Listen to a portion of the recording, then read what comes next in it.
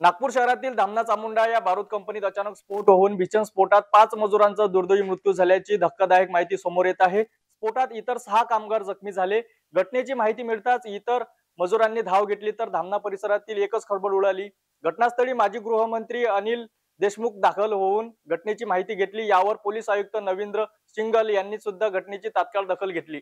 नागपूर शहरातील 40 किलोमीटर अंतरावर असलेल्या धामणा येथील चामुंडा बारूद कंपनीत गुरुवार 13 जूनच्या दुपारी 2 वाजताच्या दरम्यान अचानक स्फोट झाल्याने नागपूर शहरात एकच खळबळ उडाली। या भीषण स्फोटात 5 कामगारांचा दुर्दैवी मृत्यू झाला तर 6 कामगार गंभीर जखमी झालेत। स्फोट होताच बारूद कंपनी परिसरात एकच खळबळ उडाली। सर्वत्र धावपळ झाली। गंभीर जखमींना दंदे हॉस्पिटल आयसीयू मध्ये उपचाराकरिता दाखल करण्यात आले। एक कामगार 99% जळल्याची माहिती डॉक्टर पिनाक दंदे यांनी स्पष्ट केली। या घटनेची माहिती मिळताच घटनास्थळी माजी गृहमंत्री अनिल देशमुख सुद्धा दाखल झालेत। नागपुर शहर के बाजू में धामना करके जो गांव है उसके बगल में जो चामुंडा एक्सक्लूसिव का यूनिट है वहाँ पे एक्सक्लूसिव का ब्लास्ट हुआ है और ये घटना करीबन दोपहर की है और ये ब्लास्ट में अंदाजन जो अभी तक का फिगर है उसमें 5 जो कामगार यहाँ पे काम कर रहे थे उनकी मृत्यु हुई है और कई लोग जख्मी हैं। बड़ी ताज्जुब की बात है कि ये जब दुर्घटना हुई यहाँ का मालिक भी भाग गया, यहाँ का जो मैनेजर था वो भी भाग गया।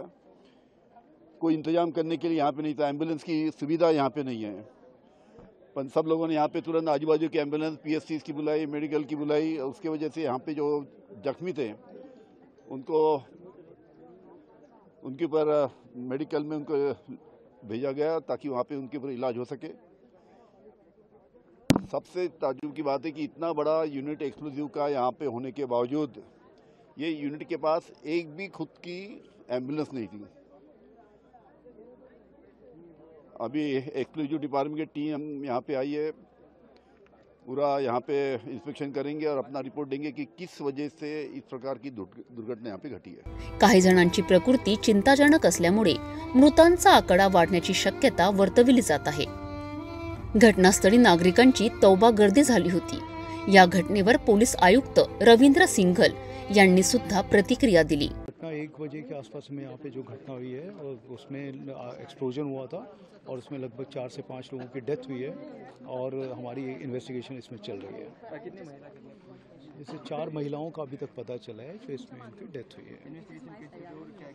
देखिए जो भी है इन्वेस्टिगेशन में जो चीज़ें सामने आएंगी, हमारी टीम यहाँ पे है, क्राइम ब्रांच भी है और सब वरिष्ठ अधिकारी यहाँ पे आए हुए हैं और हमारी कार्रवाई इसमें चल रही है।